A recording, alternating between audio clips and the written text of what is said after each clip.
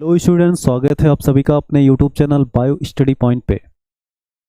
आज हम पढ़ेंगे क्लास 12th की बायोलॉजी में chapter number 14 ecosystem.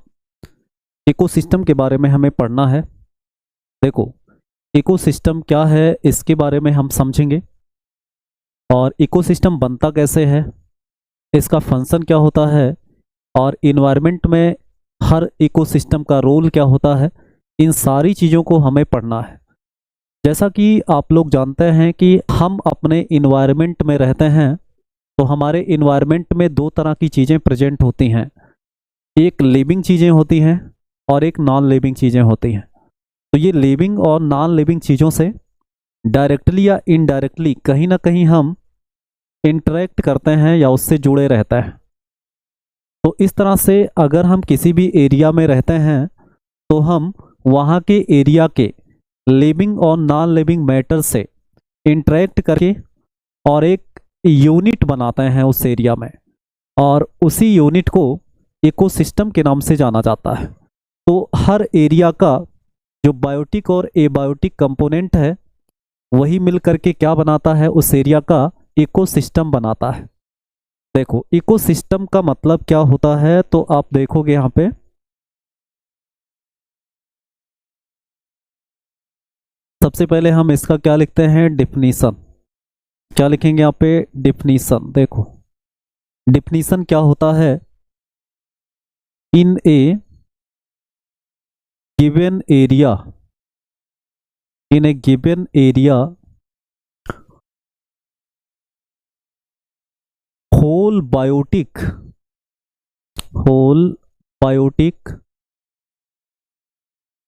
And abiotic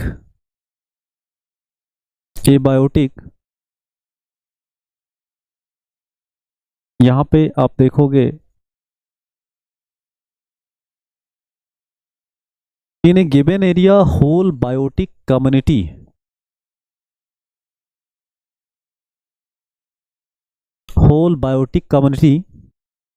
plus abiotic environment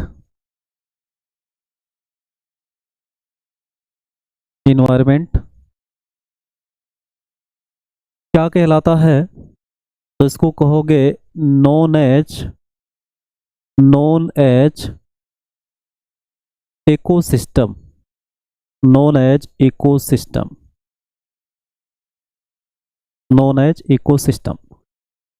किसी भी एरिया में जो होल बायोटिक कम्युनिटी है और उसके साथ जो उसका एबायोटिक इन्वायरमेंट है, इन दोनों को मिला करके उस एरिया का क्या कहते हैं, इकोसिस्टम कहते हैं।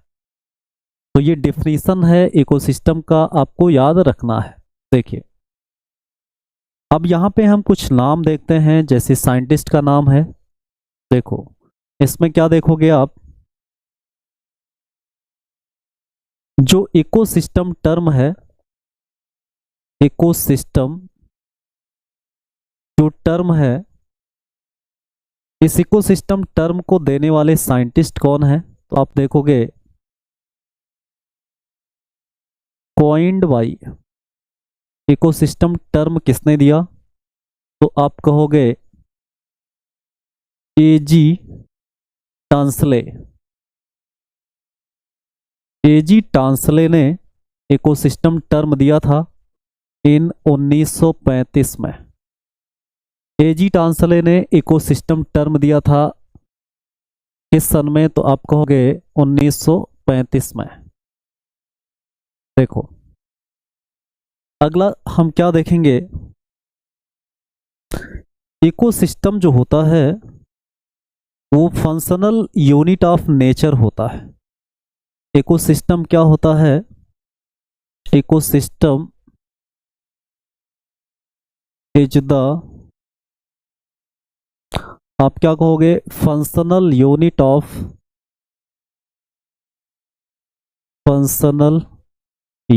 ऑफ नेचर होता है। फंक्शनल यूनिट ऑफ नेचर, ये चीज आपको नोट करना है कि ये होता क्या है, ये फंक्शनल यूनिट ऑफ नेचर क्या है, यानी हमारे इस पूरे नेचर में जगह जगह पर कुछ एरियाज होंगे और उस एरियाज में आपको बायोटिक कम्युनिटी और एबायोटिक इन्वायरमेंट का एक इंटरेक्शन या एक रिलेशनशिप बनेगा, जिसमें एनर्जी प्रोड्यूस किया जाएगा, जिसमें एनर्जी का फ्लो होगा, जिसमें डिकम्पोजिशन का प्रोसेस, जिसमें एनर्जी की रिसाइकलिंग होगी। ये सारा फंक्शन जो नेचर का होता है वो उस इकोसिस्टम में होगा। तो ऐसे ही हमारे अर्थ पर तमाम ऐसे एरियाज हैं जहां पर आपको बायोटिक कम्युनिटी और एबायोटिक इन्वायरमेंट का बना हुआ एक सिस्टम मिलेगा, जिसको इकोसिस्टम कहा जाएगा। तो यहाँ पे जो फंक्शनल यूनिट ऑफ नेचर है वो इकोसिस्टम ही है। तो इस चीज को आपको नोट करना है। चलिए अगला क्या देखते हैं। इकोसिस्टम की साइज की अगर हम बात करें, क्या इकोसिस्टम, वैसे तो देखा जाए तो पूरा अर्थ एक इकोसिस्टम है, या आप कहोगे पूरा बायोस्फीयर एक इकोसिस्टम है, क्योंकि पूरे अर्थ में आप देखोगे दो ही प्रकार के कंपोनेंट देखने को मिलते हैं, एक बायोटिक होते हैं और एक एबायोटिक होते हैं। तो बायोटिक और एबायोटिक कंपोनेंट से बना हुआ ये जो टोटल सिस्टम है अर्थ का, उसको हम इकोसिस्टम कहेंगे। लेकिन अगर आप टोटल इकोसिस्टम पूरे अर्थ को मानकर चलेंगे तो उसको पढ़ना समझना थोड़ा मुश्किल हो जाएगा। इसलिए साइंटिस्ट ने क्या किया कि इस पृथ्वी पर अलग अलग एरियाज को डिटरमाइन कर दिया। जैसे टेरेस्ट्रियल एरिया में पाए जाने वाले इकोसिस्टम को टेरेस्ट्रियल इकोसिस्टम कहा जाएगा, ऐसे एक्वेटिक एरियाज में पाए जाने वाले इकोसिस्टम को एक्वेटिक इकोसिस्टम कहा जाएगा। मतलब साइंटिस्ट ने पढ़ने की सुविधा के आधार पर इकोसिस्टम को छोटे छोटे एरियाज में या छोटे छोटे पार्ट में डिवाइड कर दिया, और हर पार्ट में आप देखोगे एक बड़ा सा इकोसिस्टम जैसे ओशियन और एक छोटा सा पानी की जो बूंद है, आप देखोगे पानी की एक बूंद में भी इकोसिस्टम देखने को मिलेगा, क्योंकि पानी की बूंद में भी बायोटिक और एबायोटिक कंपोनेंट्स होंगे और ओशियन में भी बायोटिक और एबायोटिक कंपोनेंट्स होंगे। तो इसका मतलब ये है कि जो इकोसिस्टम है वो एक स्मॉल ड्रॉप से लेकर के और ओशियन तक का साइज पाया जाता है अलग अलग एरियाज में। आप इसको देखोगे इकोसिस्टम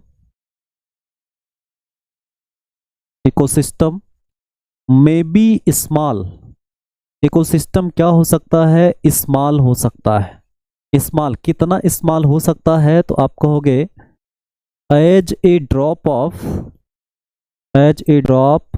ऑफ पॉन्ड वाटर, यानी तालाब के पानी का एक बूंद भी क्या होता है, इकोसिस्टम होता है। क्योंकि आप देखोगे जितने भी किसी भी एरियाज में अगर बायोटिक कम्युनिटी उसके साथ एबायोटिक इन्वायरमेंट होगा ही, तो ये दोनों मिल करके ही इकोसिस्टम बनाते हैं। तो as a drop of pond water, ये बहुत छोटा या बहुत स्मॉल साइज का इकोसिस्टम होगा। और ये इकोसिस्टम बड़ा भी हो सकता है। देखो आप कि जो स्मॉल साइज का इकोसिस्टम होगा उसको किस नाम से जाना जाएगा, तो उसको कहा जाएगा क्या, माइक्रो इकोसिस्टम। क्या कहा जाएगा, माइक्रो इकोसिस्टम कहा जाएगा, माइक्रो इकोसिस्टम कहा जाएगा। तो आप क्या समझोगे इसमें कि जो इकोसिस्टम है वो पॉन्ड वाटर के ड्रॉप के जैसा भी हो सकता है। तो बहुत छोटे इकोसिस्टम को क्या कहेंगे, माइक्रो इकोसिस्टम कहते हैं।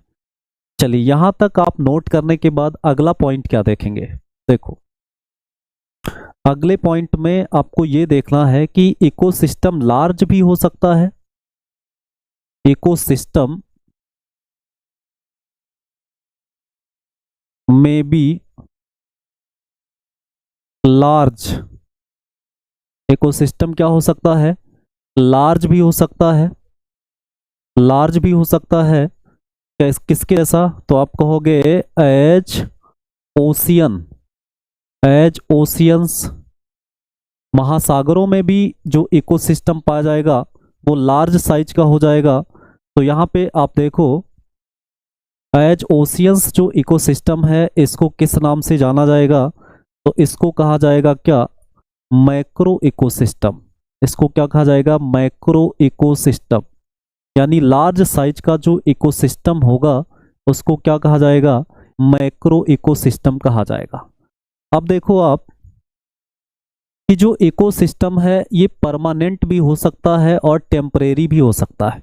इसका मतलब क्या है, किसी भी एरिया में बायोटिक कम्युनिटी और एबायोटिक इन्वायरमेंट का जो इंटरेक्शन है वो परमानेंट भी हो सकता है, मतलब हमेशा के लिए हो सकता है, या कुछ टाइम के लिए हो सकता है।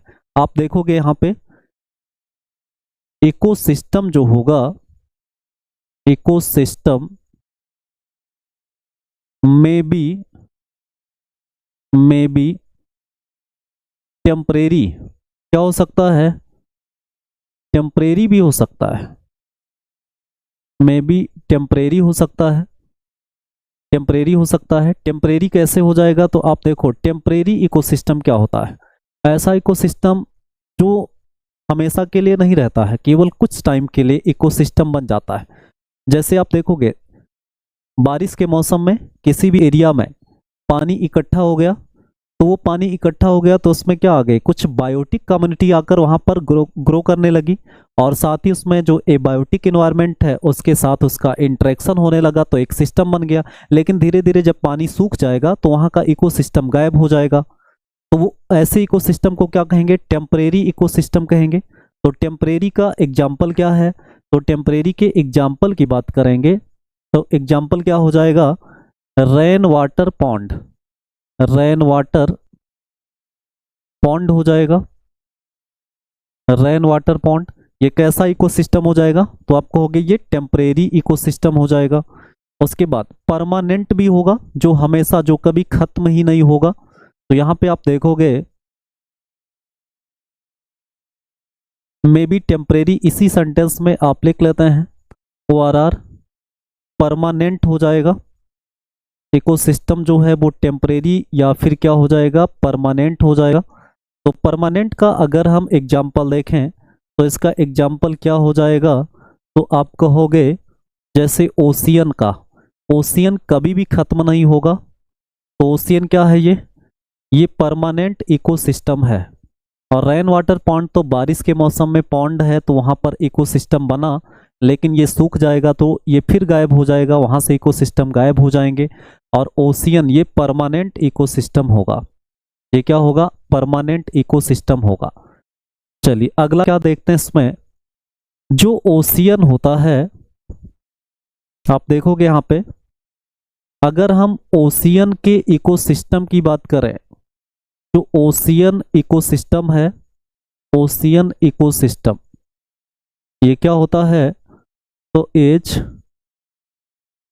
N stable ecosystem.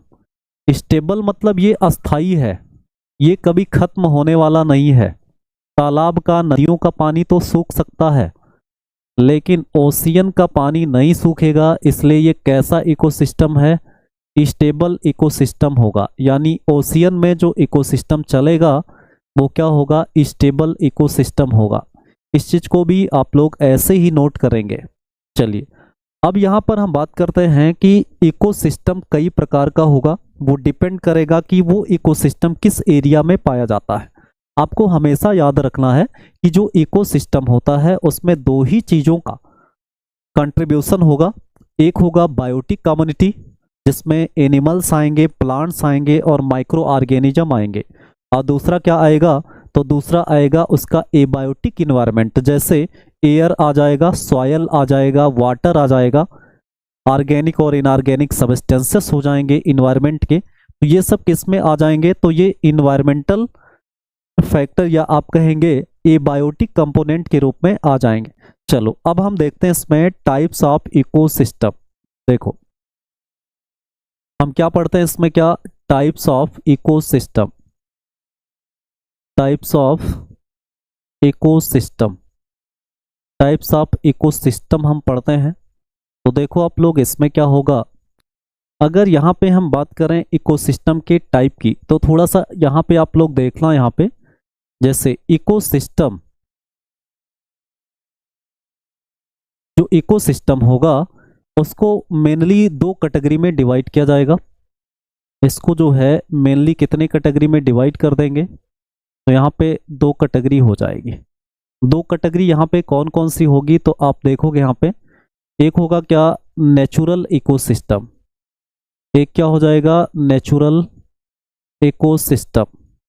Natural ecosystem का मतलब ऐसा इकोसिस्टम जो नेचर के द्वारा खुद बनाया जाएगा, जैसे तालाब का पानी हो गया, जैसे फ्रेश वाटर मतलब क्या, रिवर हो गया, ओशियन हो गया, ये सब नेचुरल इकोसिस्टम के एग्जाम्पल हैं। बाकी यहाँ पर आप देखोगे आर्टिफिशियल इकोसिस्टम भी देखने को मिलेगा। आर्टिफिशियल का मतलब क्या है, जैसे ह्यूमन धान की खेती करेगा, धान की खेती करेगा तो वो धान का पौधा लगाएगा, और धान का पौधा लगाएगा तो धान का पौधा लगाएगा जिस एरिया में, वहाँ वाटर भी भरेगा, और वाटर भरेगा तो वहाँ पर क्या आ जाएंगे, कुछ बायोटिक कंपोनेंट्स भी आ जाएंगे। क्या आ जाएंगे, कुछ बायोटिक कंपोनेंट्स भी आ जाएंगे, और कुछ वहाँ पे एबायोटिक और बायोटिक कंपोनेंट से क्या बन जाएगा, इकोसिस्टम बन जाएगा। चलो नेचुरल इकोसिस्टम की बात करेंगे यहाँ पे, तो ये दो प्रकार का होगा, ये दो प्रकार का होगा यहाँ पे। एक हो जाएगा क्या, एक हो जाएगा टेरेस्ट्रियल इकोसिस्टम। एक क्या हो जाएगा, टेरेस्ट्रियल इकोसिस्टम, टेरेस्ट्रियल इकोसिस्टम हो जाएगा।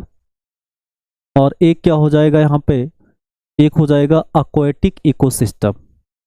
एक क्या हो जाएगा, एक्वेटिक इकोसिस्टम, एक्वेटिक इकोसिस्टम हो जाएगा। तो टेरेस्ट्रियल इकोसिस्टम और एक्वेटिक इकोसिस्टम। अब देखो आप लोग कि टेरेस्ट्रियल इकोसिस्टम में कौन कौन सा इकोसिस्टम आएगा, तो यहाँ पे आप लोग देखो, टेरेस्ट्रियल इकोसिस्टम का एग्जाम्पल अगर हम देखें तो जैसे आप देखो अलग अलग एरिया का इकोसिस्टम होगा। जैसे यहाँ पे क्या हो जाएगा, फॉरेस्ट हो जाएगा, फॉरेस्ट ये किस प्रकार के इकोसिस्टम का एग्जाम्पल होगा, टेरेस्ट्रियल।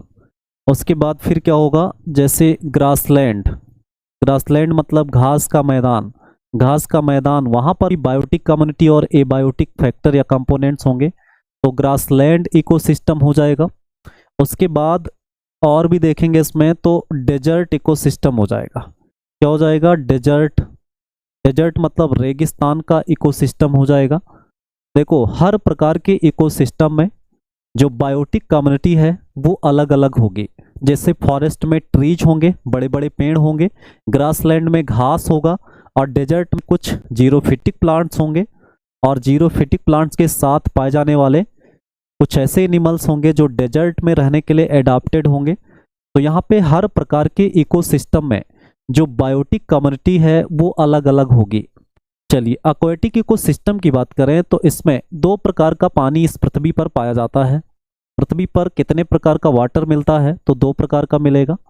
आप देखोगे इसमें दो प्रकार का वाटर कौन कौन सा होता है, तो दो प्रकार का वाटर कौन सा होगा, एक हो जाएगा फ्रेश वाटर, एक क्या हो जाएगा, फ्रेश वाटर,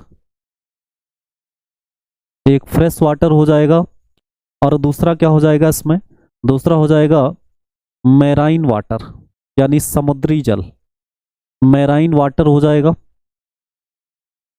मैराइन वाटर। तो फ्रेश वाटर और मैराइन वाटर ये हो जाएगा। अब देखो फ्रेश वाटर में भी दो प्रकार का वाटर होगा, एक रुका हुआ जल होगा और एक बहने वाला जल होगा।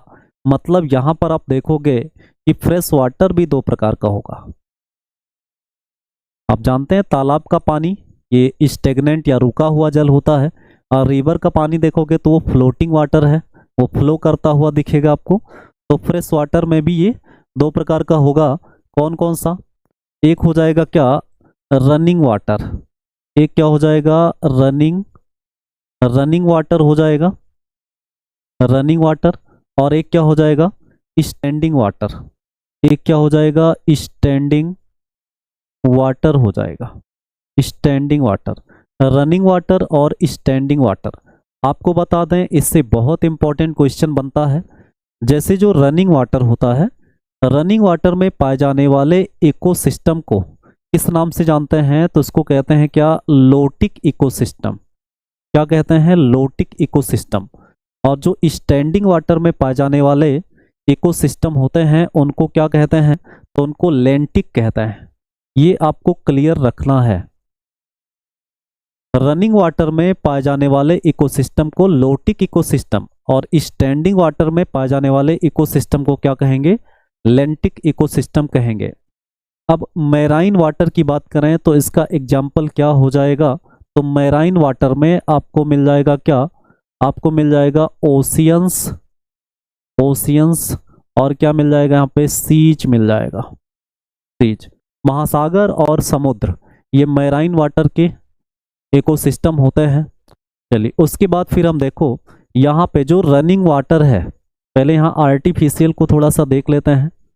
आर्टिफिशियल इकोसिस्टम की बात करेंगे तो इसमें आपको क्या मिलेगा, जैसे जैसे यहाँ पर क्या हो जाएगा, क्रॉपलैंड हो जाएगा। क्या हो जाएगा, क्रॉपलैंड। क्रॉपलैंड का मतलब क्या हो जाएगा, ये फसल का क्षेत्र हो जाएगा या जो खेती करते हैं। तो खेती यहाँ पे मैन के द्वारा किया जाएगा, तो मैन के द्वारा जो इकोसिस्टम खेती करने पर बनेगा, यानी किसी एरिया में प्लांट लगाएंगे तो प्लांट को खाने वाले कौन से आ जाएंगे, वहाँ पे हर्बीवोरस आ जाएंगे, हर्बीवोरस के बाद कार्निवोरस एनिमल आ जाएंगे। ऐसे बहुत सारे एनिमल्स उस एरिया में आ जाएंगे और वो एबायोटिक कंपोनेंट के साथ क्या होंगे, जुड़ जाएंगे। तो इसलिए यहाँ पे क्रॉपलैंड, ऐसे क्वेश्चन पूछा जाता है कि धान का खेत किस प्रकार का इकोसिस्टम है, तो आप कहोगे ये आर्टिफिशियल इकोसिस्टम है या आप इसको कहोगे मैन मेड इकोसिस्टम। चलिए क्रॉपलैंड के साथ साथ इसमें और भी क्या देखोगे, जैसे स्पेस इकोसिस्टम है। क्या है, स्पेस इकोसिस्टम। स्पेस इकोसिस्टम भी किसका एग्जाम्पल है, आर्टिफिशियल इकोसिस्टम का। चलो अब यहाँ पे देखो फ्रेश वाटर में ये जो रनिंग वाटर इकोसिस्टम है इसकी बात करेंगे तो यहाँ पे आप एग्जाम्पल में क्या क्या देखोगे, देखो इसमें आपको मिलेगा जैसे रिवर हो गया, रिवर का इकोसिस्टम, ये रनिंग वाटर इकोसिस्टम होगा जिसको लोटिक इकोसिस्टम कहेंगे। रिवर के बाद क्या मिलेगा, स्प्रिंग मिलेगा, स्प्रिंग, स्प्रिंग का इकोसिस्टम मिलेगा। स्प्रिंग भी जो है ये बहते हुए पानी की वाटर बॉडीज होती है। उसके बाद यहाँ पे स्ट्रीम देखोगे, स्ट्रीम मतलब कोई धारा बहुत तेज बह रही है तो वो स्ट्रीम हो जाएगी। तो स्ट्रीम, ये रिवर, स्प्रिंग और स्ट्रीम ये सब रनिंग वाटर इकोसिस्टम या फ्रेश वाटर इकोसिस्टम के एग्जाम्पल हो जाएंगे। चलो स्टैंडिंग वाटर की अगर हम बात करें यहाँ पे, तो स्टैंडिंग वाटर में क्या क्या मिलेगा, देखो स्टैंडिंग वाटर में आपको मिलेगा लेक मिलेगा, लेक यानी झील मिल जाएगा। उसके बाद क्या मिलेगा, पॉन्ड मिलेगा, पॉन्ड मिलेगा। और फिर क्या मिलेगा, स्वैम्प मिलेगा, स्वैम्प यानी दलदल मिलेगा। तो ये स्टैंडिंग वाटर हो जाएगा। तो यहाँ पे इस पूरे वीडियो में आपने इकोसिस्टम का डिफिनीशन और इकोसिस्टम का जो स्ट्रक्चर या टाइप, आप यहाँ पे टाइप आपने पढ़ा। देखो आप लोग, इकोसिस्टम जो नेचुरल इकोसिस्टम और आर्टिफिशियल होता है। नेचुरल में आप देखोगे टेरेस्ट्रियल इकोसिस्टम और एक्वेटिक इकोसिस्टम मिलेगा। टेरेस्ट्रियल में आपको फॉरेस्ट, ग्रासलैंड, डेजर्ट, ये 3 प्रकार का इकोसिस्टम। एक्वेटिक इकोसिस्टम में आपको फ्रेश वाटर और मैराइन वाटर मिलेगा। फ्रेश वाटर में भी 2 प्रकार का वाटर, रनिंग वाटर और स्टैंडिंग वाटर हो जाएगा। यहाँ इसको लोटिक इकोसिस्टम और इसको लेंटिक इकोसिस्टम कहते हैं। उसके बाद लोटिक इकोसिस्टम का एग्जांपल यहाँ पे क्या हो जाएगा, रिवर, स्प्रिंग और स्ट्रीम हो जाएगा। स्टैंडिंग वाटर का लेक, पॉन्ड और स्वैम्प हो जाएगा। अब थोड़ा सा आपको ये बता देते हैं कि ये इकोसिस्टम होता क्या है। देखो आप थोड़ा सा अगर समझो कि मान लो कि ये जो है ऐसे एक तालाब है, मान लो ऐसे एक क्या है, तो आप कहोगे कि ये पॉन्ड है, ये तालाब है। तालाब एक एरिया होता है जिसमें क्या भरा होगा, वाटर। इसमें क्या भरा होगा, वाटर भरा होगा, वाटर होगा ऐसे, इसमें वाटर भरा होगा। अब आप देखोगे इसमें सॉयल भी होगा। आप क्या कहोगे, इसमें क्या होगा, सॉयल भी होगा, इसमें एयर भी होगा, एयर भी होगा एटमॉस्फेयर में। और इसमें क्या होगा, ये वाटर भी होगा, इसमें ये क्या होगा, वाटर भी होगा। तो ये जो एयर, सॉयल और वाटर है ये क्या होता है, तो इसको आप क्या कहोगे, ये एबायोटिक, ये एबायोटिक इन्वायरमेंट है। ये क्या है, एबायोटिक इन्वायरमेंट। एबायोटिक इन्वायरमेंट है, ये एबायोटिक इन्वायरमेंट है। देखो एबायोटिक इन्वायरमेंट है ये, एबायोटिक इन्वायरमेंट। अब इसमें देखोगे आप, जैसे ग्रीन प्लांट, यहाँ पे ग्रीन प्लांट ग्रो कर गए, यहाँ पर क्या ग्रो कर गए, ग्रीन प्लांट ग्रो कर गए, ऐसे ऐसे छोटे छोटे प्लांट्स ग्रो कर गए यहाँ पे तालाब में, प्लांट्स। उसके बाद कुछ एनिमल्स इसमें ग्रो कर गए, कुछ एनिमल्स इसमें पाए जाने लगे, ऐसे कुछ यहाँ पे कुछ ऐसे एनिमल्स पाए जाने लगे, एनिमल्स, प्लांट्स और कुछ माइक्रो ऑर्गेनिजम्स, जैसे यहाँ पे बैक्टीरिया, जैसे यहाँ पर फंगस ऐसे। तो बहुत सारे यहाँ पर क्या पाए जाने लगेंगे, तो इसमें क्या पाई जाएगी, यहाँ पे बायोटिक कम्युनिटी पाई जाएगी। इसमें क्या पाई जाएगी, बायोटिक कम्युनिटी। अब ये जो बायोटिक कम्युनिटी है और ये जो एबायोटिक इन्वायरमेंट है, इन्हीं दोनों को प्लस कर दिया जाए तो ये पूरा एक क्या बन जाएगा, पॉन्ड इकोसिस्टम बन जाएगा। ये पूरा क्या बन जाएगा, पॉन्ड इकोसिस्टम बन जाएगा। तो इस तरह से ऐसे फॉरेस्ट में भी आप देखोगे, फॉरेस्ट में तो वाटर नहीं होगा लेकिन वहाँ ट्रीज होंगे, वहाँ लैंड होगा, वो टेरेस्ट्रियल इकोसिस्टम का एग्जाम्पल होगा। तो ऐसे बायोटिक कम्युनिटी और जो एबायोटिक इन्वायरमेंट है, दोनों को मिला करके इस एरिया का क्या बनता है, इकोसिस्टम बनता है। ऐसे पूरे पृथ्वी पर अलग अलग एरिया का अलग अलग प्रकार का क्या पाया जाता है, इकोसिस्टम। अब ये इकोसिस्टम अगर नेचुरली बना है तो उसे नेचुरल कहेंगे, अगर मैन मेड है तो इसको क्या कहेंगे, आर्टिफिशियल कहेंगे। तो इस तरह से इस वीडियो में हमने टोटल इकोसिस्टम क्या है, इकोसिस्टम का टाइप हमने बताया। अगले वीडियो में हम स्ट्रक्चर ऑफ इकोसिस्टम पढ़ेंगे।